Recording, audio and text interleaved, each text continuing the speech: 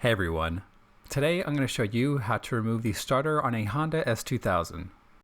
I'm not replacing my starter for any good reason other than to film this video, but starters can and will go bad on Honda S2000s over time. The first thing you want to do is jack up the car and get the entire car on jack stands. The next thing you want to do is disconnect the negative battery terminal since we'll be working on some electrical components of the car.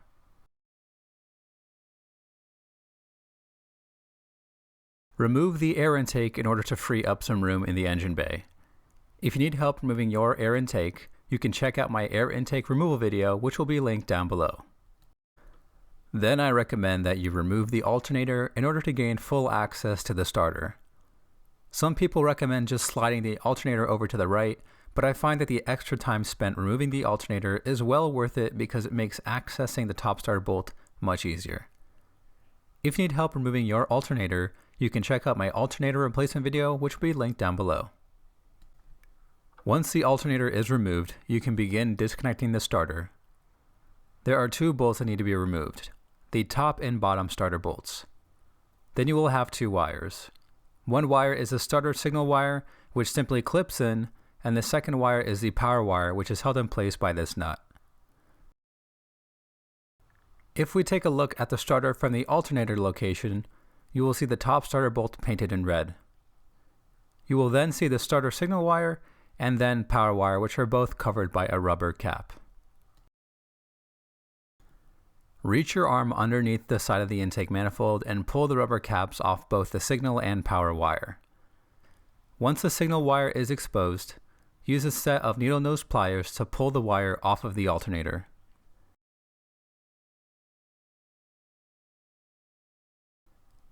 Then use a 12mm socket attached to a long extension to remove the nut securing the power wire in place. The extension I used was 18 inches long. In order to access the top starter bolt, I use at least a 16-inch extension with a universal joint and a 14mm deep socket. Carefully insert the 14mm deep socket where the alternator used to sit and feed it directly towards the starter. You can stick your right hand underneath the intake manifold and help guide the socket towards the top starter bolt. Once the 14mm deep socket is near the top starter bolt, you will want to ensure that the socket sits squarely on the bolt head so that you don't accidentally strip the bolt. Use a breaker bar or an impact gun to break the bolt free and hand loosen it.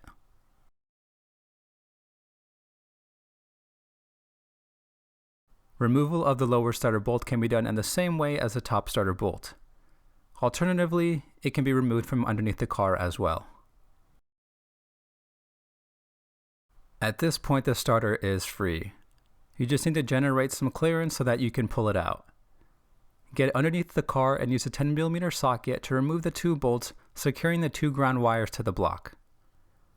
Once the bolts are removed, push the ground wires out of the way.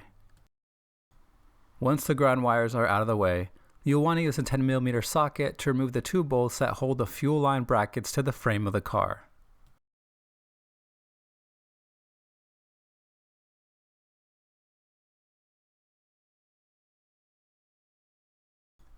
Now you can finally remove the starter. Reach your arms into the engine bay and carefully wiggle the starter away from the block.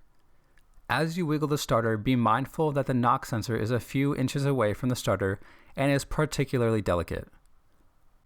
When you're pulling the starter down past the engine block, generate clearance for it by brushing away the rubber fuel line and any other wiring harnesses that it comes in contact with. Not so bad, right? If you enjoyed this video, hit that subscribe button and leave a comment down below for any DIY you'd like to see in the future.